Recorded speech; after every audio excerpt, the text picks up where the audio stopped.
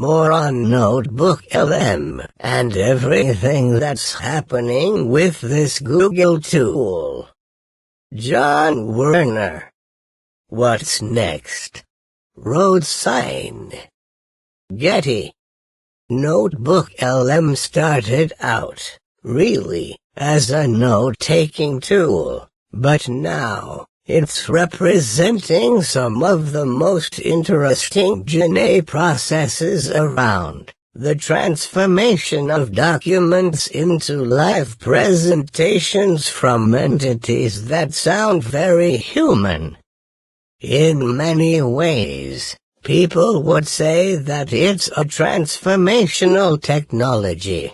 It's certainly something that large audiences are paying attention to right now in the world of AI. Notebook LM has made enormous waves in the industry by allowing users to take a piece of text and make it into an AI-generated podcast, replete with characters that are fully non-human.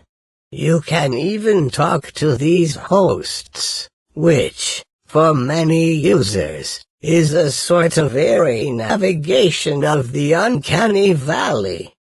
But that process of making Notebook LM more than just a notebook has been a process of development and curation. That's really interesting in its own right.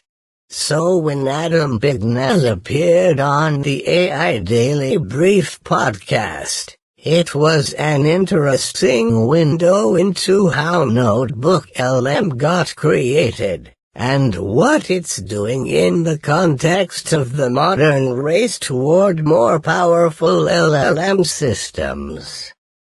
Early on, AI Daily Brief host Nathaniel Whitmore asks Bignell about his background, and Bignell notes that he was a musician prior to becoming a computer scientist. He also likes to read, and as a major influence, he pointed to Jose Borges and the Library of Babel, a mid-century short story in which the author posits an endless library of books. I've approached computer science through that lens for a long time, he added, and I really wanted to work on stuff that was about language. So I've done other jobs in computer science. I had worked on latency analysis tools. I worked on geospatial software.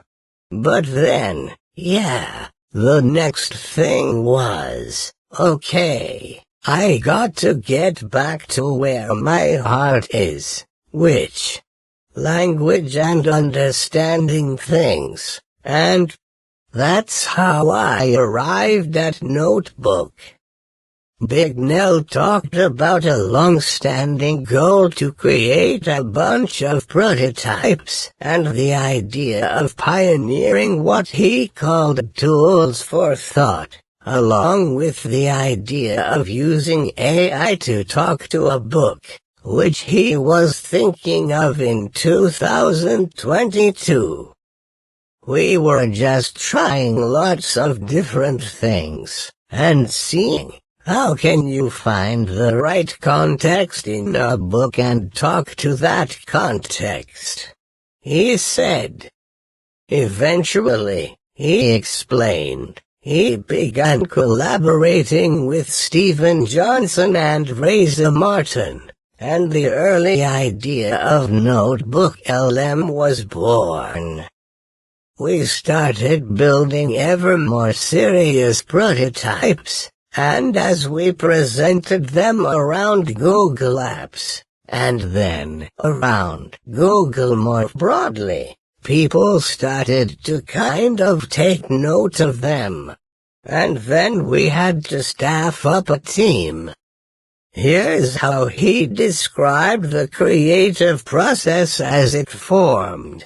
and how the teams behind Notebook LM, to him, are a little different than what you would typically see around Silicon Valley. The people who have been involved on the project, a lot of them have just been artists. A lot of them just write, and think about writing a lot, and write in their spare time. So that's helped a lot. I think it's helped to steer us away from being too pure engineering, or too Silicon Valley centric. The other thing is that we're just very scrappy. The team just really loves launching stuff. And so it means that we're really motivated to build things, but build things fast. Try weird things, and, get stuff in front of people. Podcasts, as Whitmore points out, are part of the zeitgeist these past few years, and McNell said that was a sort of organic addition to the concept, as Notebook LM moved forward. He called it a natural pairing. Notebook LM's power of curation, and the idea of creating AI podcasts that are self-organized. Daily Dozen. U.S. Forbes Daily. Join over 1 million Forbes Daily subscribers and get our best stories, exclusive reporting and essential analysis of the day's news in your inbox every weekday. Sign up. By signing up, you'll agree to receive this newsletter, other updates about Forbes and its affiliates' offerings, our terms of service, including resolving disputes on an individual basis via arbitration, and you acknowledge our privacy statement. Forbes is protected by reCAPTCHA, and the Google privacy policy and terms of service apply. You're all set. Enjoy the daily. More newsletters. You're all set. Enjoy the daily. More newsletters. Explaining the project's takeoff, Bignell also noted that early feedback propelled Notebook LM to high priority status. On average, prototypes don't really go anywhere, he said. You'll show them to people, but you might have to kind of beg people to use it, so you can get some usage statistics. And just the fact that we had these demos, and other people within Google were asking us to use it, and they kind of understood what it was for and what you could do with it. And they could kind of imagine the future that we were imagining. I think that was good, and gave us a lot of conviction that, this is a product. Later on, it was the user feedback that kept building the team's confidence.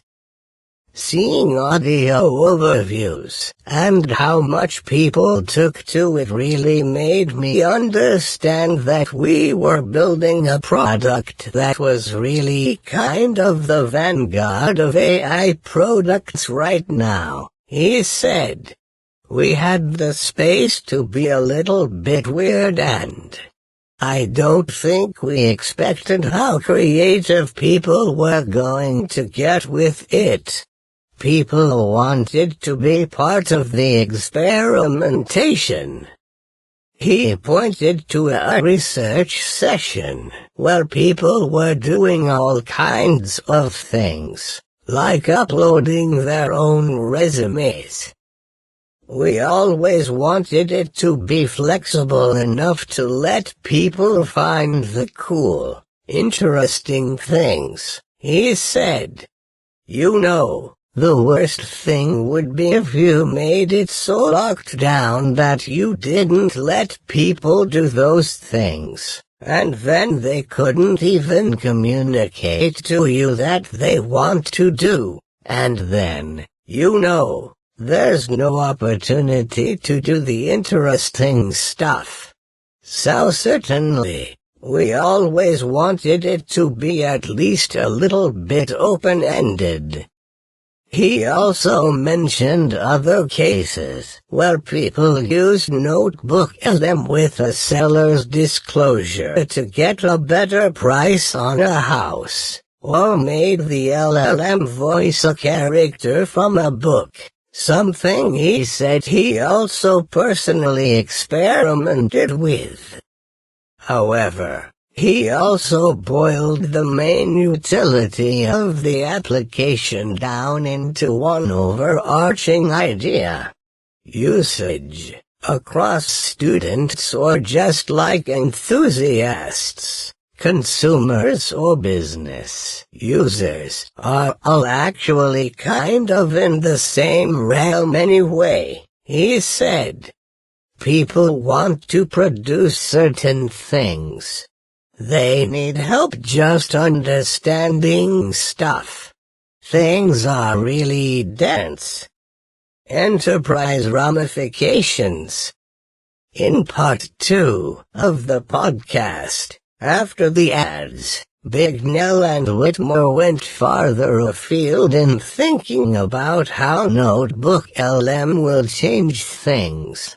In talking about some of the most popular applications of the technology, Bignell suggested that although there are lots of external uses, pretty many companies might use this tool internally as well, for things like knowledge-based storytelling.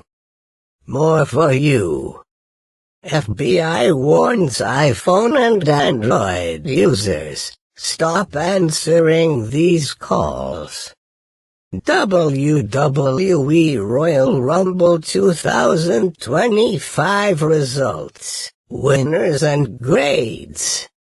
The Fed just confirmed a huge crypto game changer as Trump sparks Bitcoin price crash fears.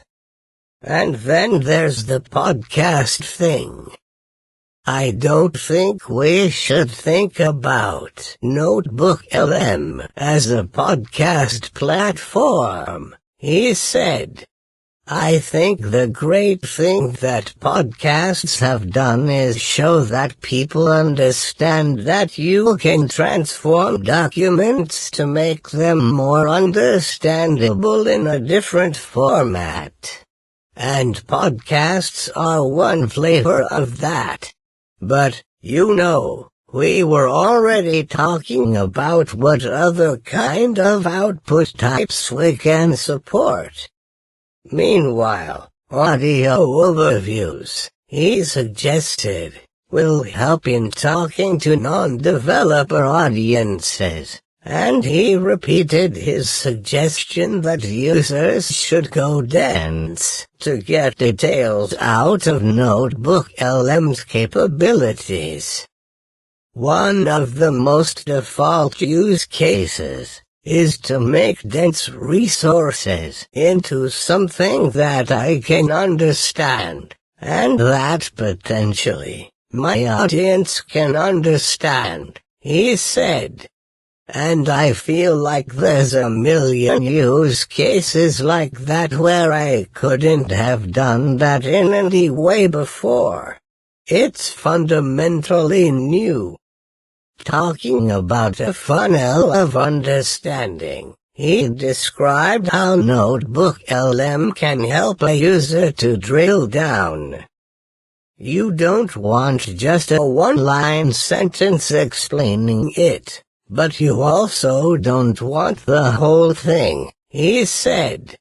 You'll want something in between, and the best way to get a handle on this thing is to engage with it. Podcasts are a nice thing. They entice you to use the product. Like a hook, and I found that hook even working on me. He gave the example of researching a new drug, like Ozempic. I've heard about it in the news. I know that it's this new drug. I've also seen news that says it has real health benefits. Well, previously, I might have just sort of wondered idly, or read from a news source. Now I'm going to go get the research paper, and I'm probably not going to read it in full, but I'll interact with it, ask some questions, I'll click the citation, and I'll read that part in full. I find this method good because it actually lowers the barrier of entry for me interacting with it. I think that is a profound use case. Summary and synopsis. The universal summary, the two used, is a difference between a middle ground between a very short synopsis and the whole work itself. As Bignell was describing, NotebookLM can bridge that gap, bringing the user something in the middle. He gave the example of putting one of your favorite books into the platform and seeing what comes back. Beautiful paragraphs and insights curated by the AI. It's a new way to read, he said. It makes reading non-linear. And again, he pointed out how the technology can make things simpler for human readers, too. I find reading extremely dense, long books fun, but lots of people don't, he said. How can we make that fun? If that was fun, then people might do it more. I have some conviction that would be a good thing. But in general, I think if ever you take these productivity tasks, these things that are strongly associated with work, if they're fun. Having fun on the job is what everyone wants to do, right? At the end of an illuminating and wide-ranging interview, Bignell closed with an idea. What he would like to see a super user do with NotebookLM. I would love to see somebody write a really long-form thing, you know, a novel, a book, with Notebook strongly in the loop. Even just critiquing the outputs. Maybe it's helping set the stage, or giving these little aha moments. And then you could imagine, suppose that we have all the output types I would like to have, you could do kind of the full multimedia thing with this. You could publish the podcast alongside it, and whatever else. I would love to see somebody really use it as a creative prosthetic, as essential to the act of creating something that's really important to that creator, and hopefully, to other people. This was such an eye-opener into one of the most popular LLM products of our times. I got an enormous response to a prior blog post breaking down what it looks like to actually chat and interact with virtual AI podcast hosts created on the platform. We'll see a lot more of this come to life as those intrepid users experiment. Follow me on LinkedIn. Check out my website.